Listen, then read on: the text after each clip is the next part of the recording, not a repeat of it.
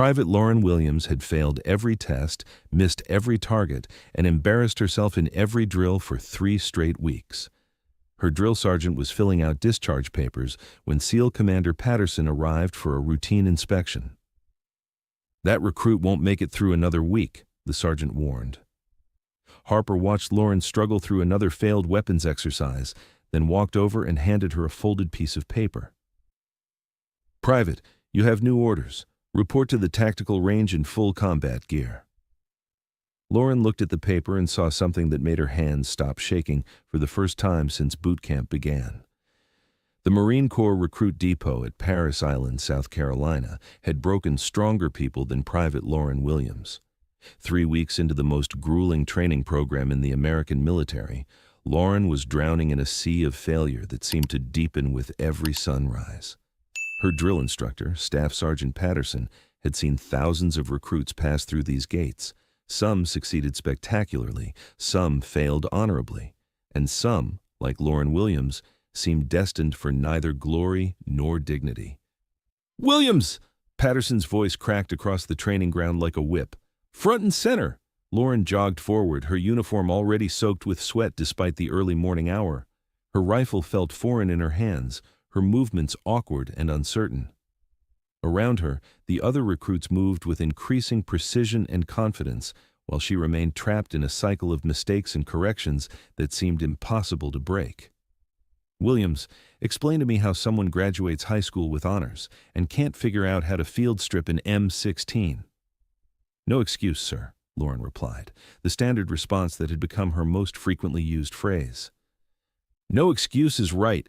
You've failed weapons qualification 3 times. You can't hit the broadside of a barn from 10 feet away. Your physical fitness scores are below minimum standards. Your tactical knowledge is non-existent." Patterson paused, studying her with the kind of analytical stare that could strip paint. "Tell me, Williams, why exactly are you here?" Lauren stood at attention, staring straight ahead. The honest answer was that she didn't know anymore. 3 weeks ago, she'd been certain that military service was her calling. She'd scored high on the ASVAB, impressed her recruiter, and arrived at Parris Island with dreams of serving her country with distinction. Now she was the platoon joke. "I want to serve my country, sir." "Want doesn't qualify you to carry a weapon in defense of American lives, Williams. Competence does. And right now, you're showing me none." The morning continued with another round of weapons training that Lauren approached with the same result she'd achieved every previous day. Her shots scattered across the target like confetti, missing the scoring zones entirely. Her weapon handling was clumsy, her stance unstable, her breathing erratic. By noon, Patterson had seen enough. "Williams, report to the company office after chow. Bring your gear." Every recruit knew what that meant. Lauren was being processed out, sent home with a failure classification that would follow her for the rest of her life. She joined the Marines to prove herself capable of something meaningful, and instead, she was proving herself incapable of anything at all. As she sat in the chow hall, picking at food she couldn't taste, Lauren wondered what she would tell her family. Her father, a Vietnam veteran who'd never quite hidden his disappointment that none of his children had followed his military path. Her mother, who'd been so proud when Lauren enlisted. Her younger sister, who'd looked up to her for the first time in her life when she'd announced her intention to become a Marine. Now she would return home as living proof that wanting something wasn't enough. "Williams?" Lauren looked up to see a man she didn't recognize approaching her table. He wore combat fatigues with no visible rank insignia, but something about his bearing suggested authority that went beyond anything she'd encountered at Parris Island. "You're Williams?" "Yes, sir." "I'm Commander Harper. I need you to come with me." Lauren glanced around the chow hall, looking for guidance from her fellow recruits or any familiar face. Finding none, she stood and followed the mysterious commander outside. Harper led her to a building she'd never entered, past security checkpoints that required clearances she didn't possess. Finally, they arrived at a small office that looked more like a college professor's study than a military workspace. "Sit down, Williams." Lauren remained at attention. "Sir, I prefer to stand." "That wasn't a request." She sat. Harper settled behind a desk covered with files, documents, and what appeared to be surveillance photographs. He studied her for a long moment, his expression unreadable. "Tell me about your background, Williams." "Sir, my background is in my file. I've read your file. I want to hear it from you." Lauren recited the basic facts of her life: small-town upbringing, academic achievement, athletic participation in high school track and field, part-time job at her uncle's security company during summers. "Your uncle's security company," Harper interrupted. "What kind of work did you do there?" "General duties, sir. Filing, answering phones, some basic equipment maintenance." "According to your uncle, you spent most of your time on the shooting range." Lauren felt a chill. She had indeed spent countless hours at the range, but that had been personal time, not official duties. How did this commander know about that? "Yes, sir. I enjoyed target shooting in my free time." "Your uncle also says you were the most naturally gifted shooter he'd ever seen. Says you could hit targets at distances that challenged his professional security staff." "I don't know about that, sir." Harper opened a file and began reading. "Regional Shooting Competition, 2019. First place in women's precision rifle, first place in tactical pistol, third place overall in mixed competition against shooters with decades of experience." He looked up. "You were 17 years old." Lauren said nothing. Her competitive shooting had been a private passion, something she'd pursued for personal satisfaction rather than recognition. "State Championship, 2020. First place in 3 separate categories. The range officer noted that your accuracy under pressure was unprecedented for someone of her age and experience level." "Sir, I don't understand why." "Williams, you arrive at Paris Island with some of the most impressive marksmanship credentials I've ever seen, and then proceed to fail every weapons qualification we put in front of you. That strikes me as mathematically impossible." Harper stood and walked to a window overlooking the training grounds where Lauren had embarrassed herself daily for 3 weeks. "Unless," he continued, "you're deliberately failing." The accusation hung in the air like smoke. Lauren felt her carefully constructed facade beginning to crack. "Sir, why would I deliberately fail?" "That's what I intend to find out." Harper returned to his desk and withdrew a folder marked with classifications Lauren had never seen before. "I'm going to tell you something that doesn't officially exist, Williams. There are certain military operations that require capabilities beyond what we can teach in standard training programs. Operations that require individuals with very specific skill sets, operating under very specific conditions." He opened the folder, revealing photographs and documents that Lauren couldn't quite make out from her position. "We've been watching you since you arrived. Not your performance in standard drills, your behavior when you think no one is looking. The way you handle weapons when the instructors aren't watching. The way you move through tactical exercises when you're not trying to fail." Lauren felt her heart rate accelerate. She had indeed been deliberately sabotaging her own performance, but she'd thought she was being subtle about it. "Why?" Harper asked simply, the question she'd been dreading. Lauren stared at her hands, trying to formulate an answer that wouldn't sound insane. "Permission to speak freely, sir?" "Granted." "Sir, I came here wanting to serve my country. But after the first week, I realized that everything they're teaching us is designed to make us better at killing people. And I discovered that I'm very, very good at killing people." She looked up, meeting Harper's gaze directly. "That scared me, sir." Harper nodded slowly. "Go on." "In civilian shooting competitions, you're aiming at paper targets, static, controlled conditions, no pressure beyond wanting to win a trophy. But here, when they started training us for combat scenarios, I realized that what I was learning wasn't sport shooting. It was how to end human lives with maximum efficiency." "And that bothered you?" "Sir, it bothered me that it didn't bother me." Harper studied her for a long moment, then closed the classified folder. "Williams, what if I told you there were ways to serve your country that didn't involve traditional combat? What if there were missions that required your specific skills, but in contexts where that capability could save American lives instead of simply ending enemy lives?" "I'd say that sounds too good to be true, sir." Harper smiled, the first human expression Lauren had seen from him. Most good things do. He reached into his desk and withdrew a single sheet of paper, folded once and sealed with red wax. "Williams, your current training is terminated. You have new orders." Lauren accepted the paper with hands that were steadier than they'd been in weeks. She broke the seal and read the contents. Classified orders. Special Operations Training Command, Private Lauren Williams. Immediate reassignment report to Building 7, Tactical Range. Charlie full combat gear. Live ammunition authorized duration. Indefinite authorization. Commander Harper, Special Projects. "Sir, what is this?" "It's an opportunity to discover what you're actually capable of when you stop trying to be less than you are." Lauren read the orders again, trying to process their implications. Special Operations Training Command? A program that doesn't officially exist for people who officially aren't here. "And if I refuse?" Harper's expression grew serious. "Then you go home tomorrow with a failure classification and spend the rest of your life wondering what might have been different." Lauren stood, holding the orders that represented either salvation or damnation.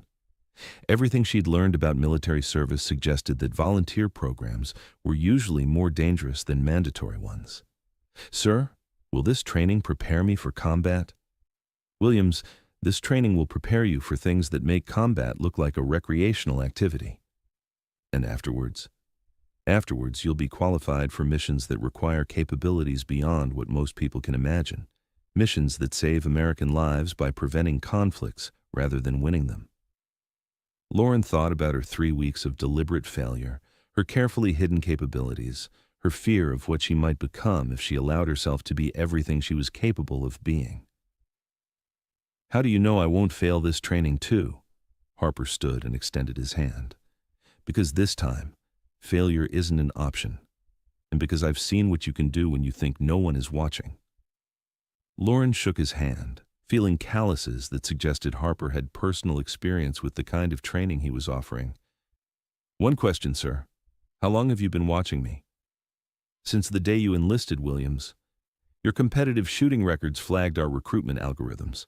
We've been waiting to see if you had the psychological profile to match your technical skills. And deliberately failing basic training demonstrated the right psychological profile? Deliberately failing because you were afraid of your own capabilities demonstrated exactly the kind of self-awareness we need for this program." Harper walked her to the door, then paused. "Williams, I want you to understand something. The training you're about to begin will show you capabilities you didn't know you possessed. It will push you beyond limits you thought were absolute, and it will prepare you for operations that will never appear in any official record." "Understood, sir."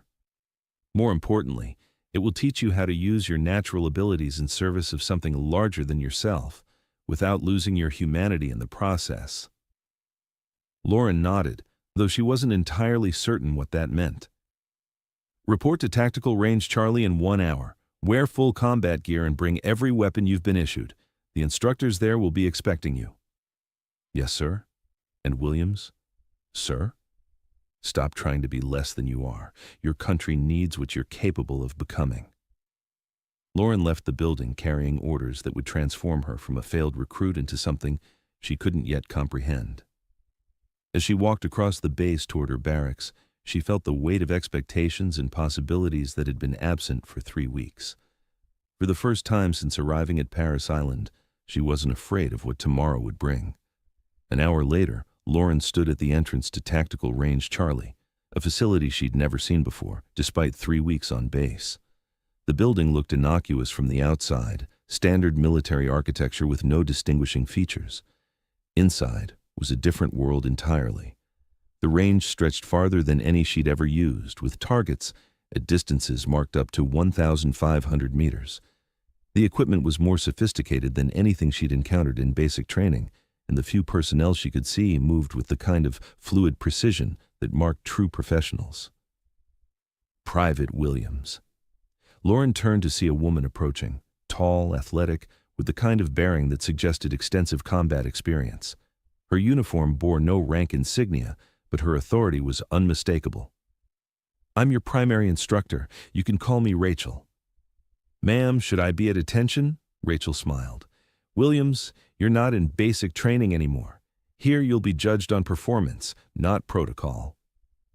Rachel led her to a weapons table that held equipment Lauren had only seen in specialized magazines, precision rifles, advanced optics, and ammunition types she couldn't identify. Commander Harper tells me you've been hiding your capabilities. Yes, ma'am.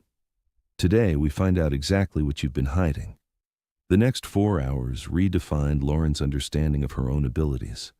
Under Rachel's guidance, she engaged targets at distances she'd never attempted, under conditions designed to simulate the stress and complexity of real-world operations. She didn't miss a single shot.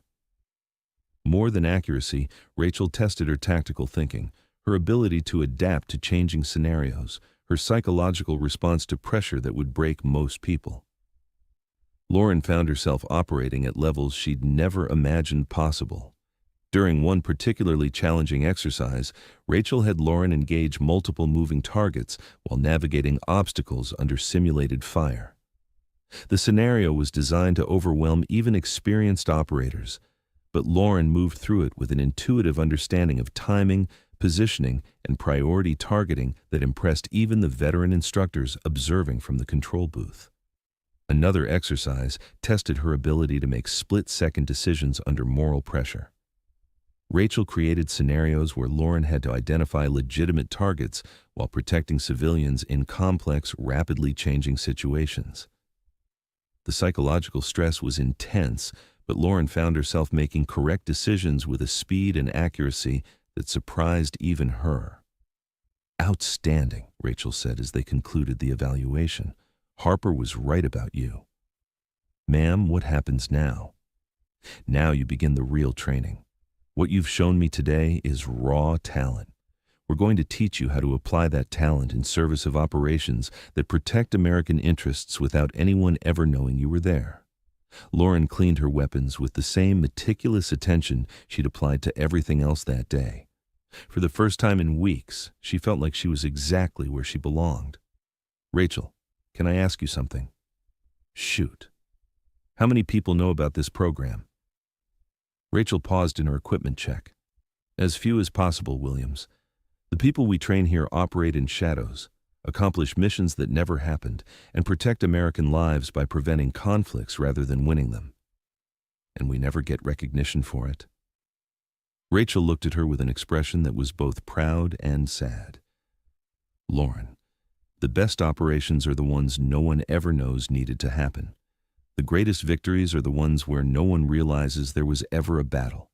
As they secured the weapons and equipment, Rachel continued her explanation. "The work we do here prepares operators for scenarios where traditional military approaches would create international incidents or escalate situations beyond control. We prevent wars by eliminating specific threats before they can develop into larger conflicts. And that requires people who can operate completely outside official channels. It requires people who understand that sometimes the most patriotic thing you can do is ensure your service never appears in any history book." Rachel walked Lauren through the facility's advanced training areas, rooms designed to simulate every conceivable operational environment, from urban warfare scenarios to long-range precision engagements in hostile territory. Each training space was equipped with technology that could replicate the stress, chaos, and split-second decision-making required for real-world missions. "The psychological preparation is as important as the technical training," Rachel explained as they passed a room where other trainees were engaged in complex simulations. "We're not just teaching you to shoot accurately, we're teaching you to make impossible decisions under impossible pressure while maintaining the moral clarity that separates operators from assassins." Lauren watched through reinforced glass as a male trainee navigated a hostage rescue scenario that seemed to change parameters every few seconds. The man moved with lethal efficiency, while somehow managing to protect civilians who kept appearing in unexpected locations. "How long does this training last?" "As long as it takes," Rachel replied. "Some people complete the program in 6 months, others need 2 years. A few exceptional individuals have required only 8 weeks to reach operational status." "And if someone never reaches operational status," Rachel's expression grew serious. Then they receive a new identity and assignment to a position where their partial training can be useful without compromising security. Everyone who enters this program serves their country, Williams, just not always in the way they originally expected. Rachel showed her additional facilities: a medical training center where operators learned advanced battlefield medicine, a communications lab where they studied encryption and counter-surveillance techniques, and a psychological conditioning center where they learned to maintain cover identities under extreme stress. "We're not just creating superior soldiers," Rachel explained. "We're creating invisible guardians who can operate in any environment, assume any identity, and complete missions that require both lethal precision and absolute discretion." They passed through a section dedicated to language training, where operatives learn to speak multiple languages with native fluency, and a cultural immersion area where they studied the customs, behaviors, and social dynamics of different regions around the world. "The modern battlefield isn't just about superior firepower," Rachel continued. "It's about understanding people, cultures, and the subtle dynamics that can turn a potential conflict into a peaceful resolution, or prevent a crisis from ever developing in the first place." Lauren was particularly impressed by the Technology Integration Lab, where operators learned to use cutting-edge surveillance equipment, communication systems, and defensive technologies that seemed decades ahead of anything she'd seen in regular military training. "Much of what we do involves gathering intelligence and providing early warning about threats before they become unmanageable," Rachel explained.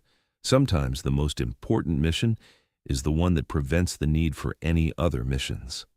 That evening, Lauren sat in her new quarters: private room, advanced communication equipment, access to resources she'd never expected. She thought about the orders that had changed everything, about Commander Harper's recognition of her deliberate failure, about Rachel's promise that she would learn to use her abilities in service of something meaningful. 3 weeks ago, she'd been afraid of what she might become. Tonight, she was eager to find out. The next morning brought advanced training that would prepare her for missions that officially didn't exist, conducted by operators who officially weren't there, in defense of American interests that officially couldn't be protected by conventional means. Lauren Williams had found her calling, not in the bright lights of traditional military service, but in the shadows where the most important work was done by people whose names would never be known. Some failures, she reflected, were just success wearing a disguise, and some orders changed everything. The specialized training program would push her beyond every limit she thought existed, teaching her skills that bridged the gap between soldier and something altogether more precise. She would learn to operate in the spaces between nations, in the moments before conflicts erupted, in the silence where whispered orders could prevent wars. Most importantly, she would discover that her fear of her own capabilities hadn't been weakness. It had been wisdom, preparing her for responsibilities that required both lethal precision and unwavering moral clarity. In the days that followed, Lauren would learn that the orders Commander Harper had given her weren't just a second chance. They were an invitation to join an invisible war being fought by people who understood that the greatest victories were the ones that prevented defeat from ever becoming possible. And in that understanding, she would find not just purpose, but peace with the lethal gifts that had once terrified her into deliberate failure. The program would transform her from someone afraid of her own capabilities into someone who wielded those capabilities with surgical precision in service of missions that protected innocent lives while never seeking recognition for the sacrifices made in shadows. Within weeks, Lauren would be operating in environments most people couldn't imagine, completing objectives that would never appear in any official record, serving her country in ways that required both the ultimate in professional competence and the ultimate in personal anonymity. She would become exactly what she had always been meant to be, not a failed Marine, but a guardian operating beyond the boundaries of conventional warfare, protecting American interests through precision, intelligence, and the kind of quiet courage that shapes history from the shadows. Thanks for watching. If you like this video, you can subscribe to see more incredible stories like this one.